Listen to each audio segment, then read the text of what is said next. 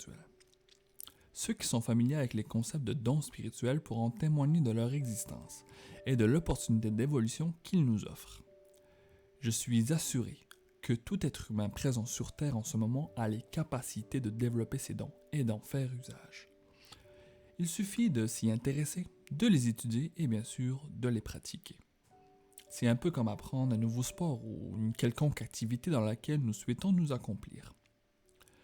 Parmi ces facultés spirituelles, la canalisation, aussi connue sous channeling, en est une qui s'avère très pratique et peut nous faire gagner un temps précieux dans notre cheminement. Pour ces lecteurs qui n'ont jamais entendu ce terme, il s'agit de la capacité à communiquer avec différentes entités par transmission médiumnique d'informations, quels que soient des mots, des idées, des images ou encore des émotions. Dans notre cas, ce qui est pertinent, c'est d'établir une connexion avec nos différents guides spirituels et maîtres ascensionnés qui ont le profond désir d'élever nos énergies et par le fait même notre expérience de la vie. Ainsi, ce livre sera un recueil de conversations invisibles, personnelles, venant du ciel et qui sera destiné à vous guider dans votre cheminement. Je tiens à préciser que mes croyances ne se rattachent à aucune religion en particulier, mais bien au savoir divin qui se manifeste à travers toutes celles-ci. Si je peux me présenter comme un représentant d'un certain savoir ou enseignement, c'est avec joie que j'arbore l'étoffe d'un maître de l'amour universel. Je pense sincèrement que Dieu et tous ses anges et maîtres existent et qu'ils ont participé activement à l'écriture de ce livre. Je sais que le mot Dieu peut faire grincer des dents certaines personnes puisqu'il fait référence au dogme des religions. Gardez en tête que j'utilise ce nom en référence à cette force créatrice qui est à l'intérieur de chaque être et partout ailleurs, et qui nous aime infiniment et inconditionnellement. Ce n'est pas ce Dieu assis quelque part dans le ciel, en train de nous juger et d'analyser les futures punitions pour nos péchés. Dieu, c'est aussi pour moi notre meilleur ami imaginaire, ou encore ce discours intérieur propre à chacun, sans identité particulière. Je l'appelle aussi l'univers, la vie, l'amour, papa, frérot, maman et bien d'autres noms affectueux. Pour les besoins de la cause, j'utiliserai plusieurs termes pour parler de cette force créatrice. J'essaie de garder une vision d'inclusion pour que les gens de toutes les croyances et de toutes les nations se sentent interpellés. Je vous invite Introduction. Pour vous introduire à ces enseignements transmis par l'univers en moi et ma merveilleuse personne, je vais vous mettre en contexte de mes intentions premières envers ce livre. Au début, je voulais faire un livre assez costaud qui couvre un ensemble de sujets spirituels et qui permettrait à l'individu qui le consulte d'avoir les éléments clés pour poursuivre sa quête personnelle. Puis je me suis rappelé mes années de travail en tant que tuteur en physique. Il y avait quelque chose d'étonnant et de présent chez tous les élèves que j'ai chapeautés. Du moment que j'enseignais un concept compliqué en peu de mots et de façon claire, l'étudiant comprenait mieux et se rappelait plus longtemps de cette notion. Ce que je veux exprimer par ce point, c'est que peu de gens sont intéressés à lire et analyser un ouvrage long et complexe pour ensuite souhaiter y appliquer les apprentissages dans leur quotidien. Ainsi, les canalisations ont fait juste jaser, ont pour but précis de vous éduquer au maximum de façon efficace et ce, en peu de temps. Je veux aussi mettre sur table un point capital pour vivre et se développer spirituellement de façon saine et équilibrée. Pour moi, le noyau de ces évolutions, c'est Dieu. Que pour vous ce soit l'univers ou que vous l'appeliez d'une façon qui vous est propre, l'important c'est qu'on soit tous sur la même longueur d'onde.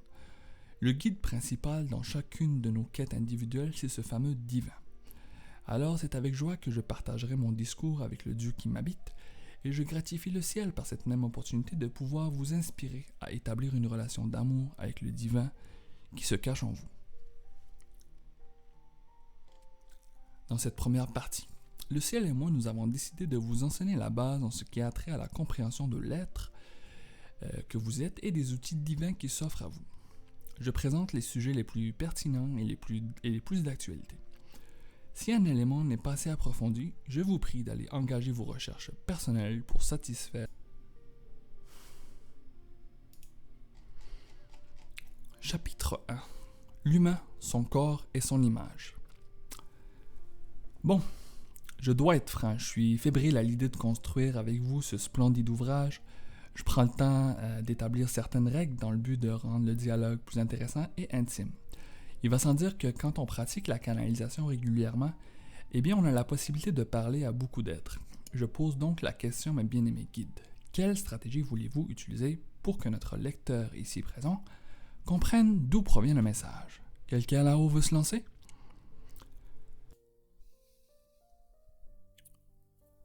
Oui, moi, je pense qu'en prenant compte des gens à qui ce livre est destiné, que nous serons le nous et qu'il sera le jeu. Donc, si je saisis le message, les anges, archanges, maîtres, êtres invisibles de la nature, êtres hautement évolués, et tout autre guide de l'humanité, sans les oublier, vous parlerez en tant que nous, et le jeu serait donc cet être d'amour inconditionnel que j'affectionne tant, notre meilleur ami, qu'on le veuille ou non, et j'ai nommé Dieu, l'univers, la vie. C'est en effet une belle façon de présenter les membres de cette assemblée sacrée. Et qui parle en ce moment? C'est bien nous. Excellent, excellent. Yassine, prends donc le temps de mettre en contexte notre heureux lecteur des circonstances concernant tes capacités à canaliser et à écrire ce livre. Effectivement, je pense que c'est le moment idéal pour ça. Bon, mon cher ami, je parle à toi, heureux homme qui assiste à ce dialogue. Vois-tu, c'est le premier livre que j'écris. Il a pour but premier d'éveiller la conscience du monde et un second but plus personnel. Avant de commencer à écrire, je te dirais que je pratiquais un total de 30 minutes à peu près quotidiennes accumulées de canalisation avec mes guides. Je pouvais m'en servir pour demander des conseils, pour leur propager mon amour, pour faire des blagues et m'amuser. Et aussi pour me vider le cœur et combler les pesanteurs de la solitude. En prenant la décision de commencer le livre, j'ai réalisé que j'avais un profond désir à documenter, orienter et partager ces communications sacrées. Donc, garde en tête que c'est avec beaucoup de joie et d'humilité que je partage avec toi mon discours interne. Bon, commençons cette pièce. Que dis-je, ce chef-d'œuvre de l'être? Par quoi allons-nous commencer? Eh bien, je suggère de parler de nos bien-aimés sceptiques qui doutent de l'authenticité de ces communications et de la véracité des dires qui y sont véhiculés. Mon cher, dans le cycle d'évolution de l'être, il faut d'abord passer par la connaissance, puis par l'expérience de la connaissance, pour enfin atteindre l'état du savoir. Dans notre cas, Yassine, il sait pertinemment que l'expérience de canalisation qu'il vit est existante puisqu'il en fait l'expérience. Dans ton cas, si tu ne sais pas que cette expérience de canalisation existe et que tu peux y avoir accès, alors tu es dans l'état de l'apprentissage. Même si nous prenons tout le temps et l'effort pour t'expliquer le plus précisément comment se vit cette réalité, nous ne ferons qu'effleurer l'essence de son expérience.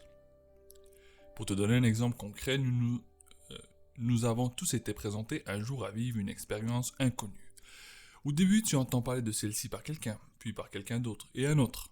Ensuite, tu commences à t'imaginer à quoi cela peut ressembler de vivre cette dite expérience. Puis, s'il y a chez toi un intérêt et un profond désir à l'expérimenter, tes pensées, tes paroles et tes actions tendront alors à attirer cette réalité à toi. Alors c'est seulement quand tu traverseras ces différentes étapes de réalisation et de concrétisation de ton désir à faire l'expérience que tu feras partie intégrante de cette réalité.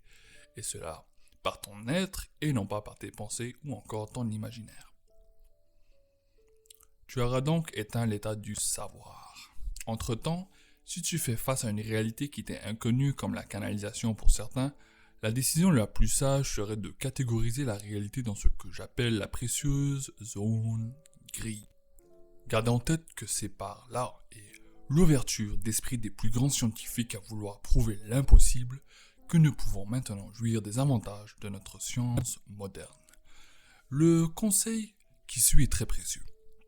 Si vous voulez savoir si une réalité est vraie, c'est-à-dire que sa raison d'être est complémentaire à un besoin fondamental de la vie, faites l'exercice en question.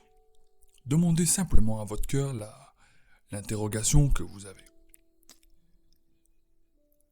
Votre cœur non seulement d'avoir des responsabilités extraordinaires pour votre survie physique et émotionnelle, il est également une boussole de la vérité qui vous est propre. Ainsi, si après une question que vous lui soumettez, vous tendez à ressentir des émotions de paix et d'amour, alors cela cache probablement de quoi de vrai. Dans le cas contraire, si vous vous sentez stressé ou dans un malaise quelconque, cela signifie que la réalité n'est pas vraie pour vous, ou encore qu'elle n'est pas alignée à votre dessein sur cette terre. Je dois dire que t'as un sacré talent pour bien expliquer les choses, mon petit papa du ciel. Tu me fais rougir. Tu voudrais donner, toi, de ton côté, quelques conseils? Ouais, je voudrais peut-être parler de moi quand j'étais à ce moment de ma vie où j'ai pris connaissance de cet outil de communication qu'est la canalisation. À l'âge de 17 ans, j'ai mis l'islam de côté puisque j'ai réalisé les failles induites par l'éducation humaine que j'ai eue de la religion et je sentais que l'amour qui était enseigné n'était pas qualifiable d'inconditionnel. Cependant, j'étais persuadé qu'il y avait une immense force au-dessus de nous, un Dieu, un Allah, un univers, une intelligence qui explique toute l'harmonie de la vie. Ayant C'est vrai que cela a été toute qu'une aventure d'atteindre cette connexion avec nous. Nous te levons sincèrement notre chapeau. précieuse gratitude, merci. Et toi aussi, mon ami lecteur, si tu connais et expérimentes déjà ces divines expériences comme la canalisation, alors tu ne peux que partager ma joie. Bon Dieu, si tu nous mettais l'eau à la bouche par rapport au délicieux sujet que nous allons déguster dans ce merveilleux livre. Bien certainement. Je veux que ce premier livre couvre les béquilles de l'humanité et qu'il présente des solutions réalistes et envisageables pour la société et l'individu de cette ère. Nous voulons aussi mettre en surface l'importance et les avantages à avoir un mode de vie spirituel. Enfin, nous ferons un appel à votre âme ainsi qu'à votre esprit pour entamer son évolution propre. Est-ce que je comprends que c'est le début d'une saga époustouflante? Parce que sincèrement, il y a tellement d'autres sujets fascinants qui méritent l'attention de mes bien-aimés frères et sœurs. Ce serait bien, non? D'étirer le plaisir sur quelques livres. Oh! Ça sent l'amour, ça? Ouais, moi je suis partant. Et vous qui êtes en haut, là, si on commençait par parler de la définition du soi. Personnellement, je vois que la vision de plusieurs humains par rapport à eux-mêmes est problématique à leur évolution. L'humain moyen il se considère être un corps physique. L'image de son corps physique, pour être plus exact. Pour moi, c'est comme si le conducteur d'une voiture prétendait être la voiture en elle-même. Ça en fait pas de sens.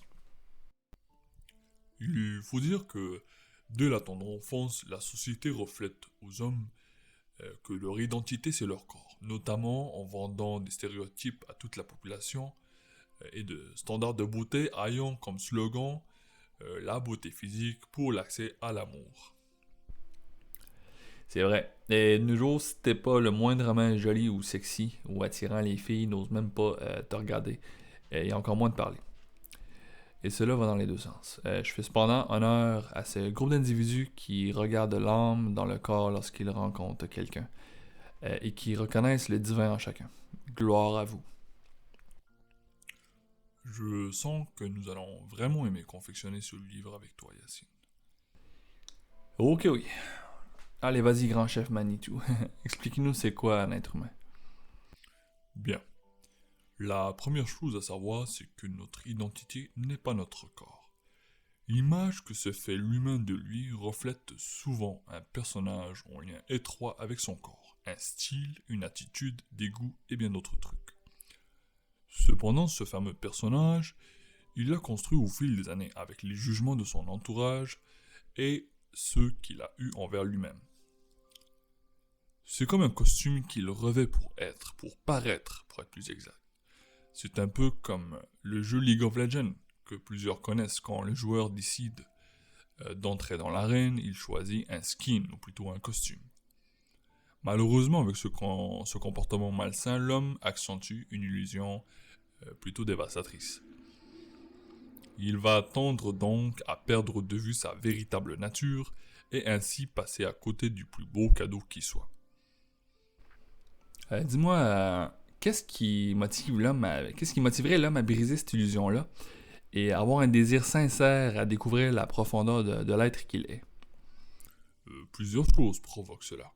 Souvent, elles se présentent et se manifestent sous forme de maladie, comme si le corps ou si différentes parties vous disaient « c'est assez, je n'en peux plus de jouer ce personnage ». D'autres fois, ce sera des prises de conscience qui poussent l'être à se questionner, sans oublier l'impact positif de l'aspect social de l'humain. Cela vous permet de discuter, d'échanger des pensées et des émotions, ce qui vous donne accès à un vaste choix d'opportunités d'évolution personnelle et commune. C'est très bien dit. Aussi, je peux me permettre mon analyse de physicien ici. Le monde tel qu'on le perçoit avec nos yeux humains, en fait, il est absolument pas cohérent avec les réalités et les lois de la physique moderne et ainsi spirituelle. Pour ceux qui ont fait un cours de physique des ondes au cégep, on comprend assez vite que l'élément premier de la réalité physique, matérielle, est l'onde.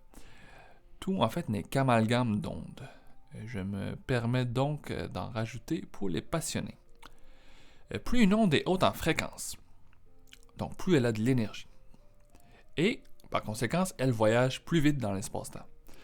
Ainsi, nous savons que la fréquence la plus élevée dans celle qu'on connaît est celle de la lumière, qui a été calculée par nos scientifiques allant jusqu'à 300 millions de mètres par seconde. C'est d'ailleurs l'une des plus énergisantes, et sans cette onde, on ne connaîtrait pas la vie qu'on vit comme on la connaît. Pour ce qui est du corps physique, nous nous sommes enseignés que dans son domaine le plus petit, sa particule élémentaire, c'est l'atome. C'est ce qu'on nous enseigne partout à l'école. Si nous poussons notre analyse plus loin, lorsqu'un atome est décomposé, qu'arrive-t-il? Cela en fait libère de l'énergie. Cette fameuse énergie dont tout le monde prêche le nom sans réellement la comprendre est justement définie par son élément premier, et j'ai nommé l'onde. Les ondes qui constituent notre corps physique, ils vibrent à une certaine fréquence, qui lui permettent de vivre certaines expériences de vitesse dans la vie. Donc je m'explique. Remarquez que quand vous êtes content, par exemple, le temps passe plus vite. Et qu'en fait, ce qui se passe ici, c'est que la fréquence vibratoire de votre corps et des différentes ondes qui le composent a été augmentée. Donc l'énergie de ces fréquences a augmenté, et cela par l'énergie qu'a apporté la joie, les molécules de joie. Ainsi, puisqu'on avait une plus grosse fréquence, on a voyagé plus vite dans l'espace-temps. Je tiens à préciser que cette analyse est effectuée principalement dans la loupe et l'optique du domaine de la physique. D'autres, bien sûr, qui voudront voir la vie d'un œil biologique, par exemple, vous diront que nous sommes composés de cellules et d'organes. Cela reste qu'à mon avis, si nous voulons avoir une compréhension fondamentale et plus concrète, épurée des différents phénomènes de la vie, nous devons nous revenir à la base de toute cette création matérielle, c'est-à-dire le domaine de la physique. Tes années de tutorat, je dois dire, ont clairement porté leurs fruits, mon cher. Et oui, et je leur suis vraiment reconnaissant. Maintenant, je veux apporter votre attention sur un détail primordial. Okay. L'homme est composé de plusieurs familles d'ondes. Il y a des ondes du corps physique, il y a aussi des ondes reliées à chaque chakra qui ont pour fonction la possibilité d'un certain type d'expérience de vie, comme la sécurité, la joie et le désir. Donc ici, on remarque qu'un amalgame d'ondes, un groupe d'ondes va être responsable d'une expérience particulière chez l'être. Un peu comme toutes les ondes, quand vous regardez la télé par exemple, il y a les ondes lumineuses de l'émission qui se propagent dans l'espace pour arriver à votre rétine, et les ondes du son. Et ainsi, ces ondes-là vous projettent l'illusion d'une réalité, donc de quelque chose qui se produit. Il y a aussi d'autres corps subtils chez l'être qui ont donc une plus grande fréquence, plus élevée que le corps physique, et ceux-ci définissent entre autres qui tu es. Ce que je veux mettre en évidence par ces propos, c'est que c'est de te conscientiser en fait à connaître ce qui te compose, ce qui fait de toi qui tu es réellement et d'arrêter d'identifier l'être divin que tu es à l'apparence de ton corps physique. Je trouvais ça vraiment important de le réaliser sincèrement. Après, je peux t'assurer qu'on réapprend à bien s'aimer. Je prends le temps de noter que beaucoup de gens ne comprennent pas la pertinence de tes propos puisqu'ils font l'expérience d'une vie matérielle principalement et ne voient pas ces différents groupes d'ondes à l'œuvre qui sont plus du côté invisible. Pour donner une comparaison plus claire, prenons l'exemple du corps humain. Si nous demandions à plusieurs de quoi est constitué le corps humain, ils vous répondraient qu'il est fait d'organes, de sang et de peau par exemple. Quand on prend le temps de s'y attarder, on comprend que la seule chose qui définit le corps humain, c'est en fait son ADN et les nutriments qu'il a absorbés tout au long de sa vie. L'ADN, c'est en fait la matrice, le code source qui permet de fournir le mode d'emploi de la construction du corps et de sa maintenance. Gardez en tête cette idée. Maintenant, pour celui qui se demande ce que représentent les groupes d'ondes décrits plus tôt par rapport au corps humain, c'est bien simple. Il faut voir les choses comme suit. Un groupe d'ondes est transporteur d'une énergie et d'une ou de plusieurs intentions. Cela s'applique pour une seule onde aussi. Ainsi, un groupe d'ondes est comme un ADN cosmique qui récolte les nutriments, voire l'énergie, et lui permettront la construction et le maintien d'une réalité. Quand les ondes sont harmonieuses, cela provoque de jolies réalités, par exemple. Prenons l'exemple d'un accord de piano ou encore d'une chanson d'amour des années 70. C'est une harmonie qui est créatrice de plusieurs façons. Les gens qui vont l'écouter pourraient ressentir des émotions de joie et d'amour, qui provoqueront à leur tour une belle énergie et une belle humeur chez l'individu. Cela peut aussi occasionner des conséquences dominos et engendrer l'envie chez l'être d'aller donner de l'amour et de la joie dans son entourage. Ou peut-être de commencer à espérer la possibilité d'un amour romantique, ou encore de se donner le plus grand des soins. Pourtant, toutes ces réalités ont été engendrées par un groupe d'ondes, c'est-à-dire la musique et la voix, et une intention précise, le texte d'amour de la chanson. Ouais, je vois. Et je suppose que tu es intimement lié aux différents processus de transformation de cette énergie-là, si je peux me permettre, qui opèrent dans tous les ondes pour passer d'un état A à un état B. Comme par exemple atteindre un doux baiser. En fait, nous sommes plusieurs à se dévouer à cette tâche. Dans le cadre de ce livre, nous n'abordons pas en détail ce processus.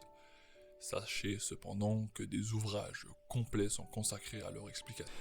Bien, bon, je pense qu'avec cette petite première partie de la discussion, nous avons suscité l'intrigue chez notre ami lecteur, je le souhaite. Si je prends le temps de résumer, votre corps physique est constitué de plusieurs groupes d'ondes. Ces groupes d'ondes sont munis d'une énergie et d'une fonction, c'est-à-dire d'une intention. Autant qu'une voiture a un moteur, des roues, une transmission et bien d'autres parties avec des fonctions précises, autant que votre corps est un ensemble de parties qui ont des fonctions précises à la réalité que vous vivez. Si vous vous attardez à l'étude des chakras par exemple, vous comprendrez que chaque chakra vibre à une bande de fréquence précise et il est responsable d'une partie de la réalité que vous expérimentez.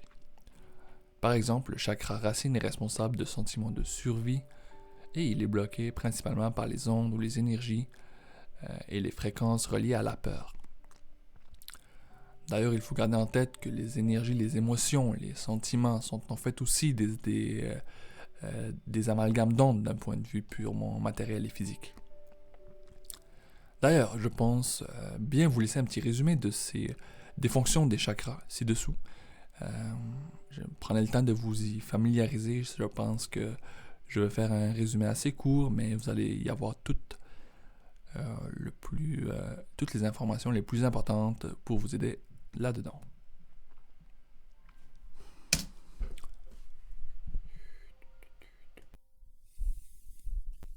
Donc, pour faire le résumé des fonctions des chakras, C'est bien simple, on va parler du chakra, de sa fonction primaire, du blocage qui empêche le flux d'énergie le blocage qui empêche le flux d'énergie à travers celui-ci et des solutions à apporter. Donc les chakras se situent principalement au niveau de la colonne, de la base du tronc jusqu'au-dessus de la tête. Le premier, le plus bas, est le chakra racine et on va commencer par celui-ci et monter jusqu'en haut. Donc le chakra racine est responsable, donc sa fonction est en lien de la sécurité et de la survie. Et ces blocages vont être notamment de l'ordre de la peur. Donc pour le chakra racine, pour débloquer, il vous faut vous abandonner à votre peur, d'arrêter de l'éviter, de l'imaginer pleinement vous arriver, de la ressentir vous traverser. Ainsi, c'est de cette façon-là que vous allez avoir moins peur à l'avenir. C'est comme regarder un film d'horreur une deuxième fois. Ça nous atteint beaucoup moins. Ensuite, un peu plus haut, nous allons trouver le chakra sacré, dont la fonction est le plaisir et le blocage, le blâme. J'apporte votre attention ici sur un point intéressant. Comme j'ai dit, la fonction qui est le plaisir est en fait l'intention de la bande d'ondes qui est générée par ce chakra. Donc, le groupe d'ondes de chaque chakra, c'est en fait sa fonction.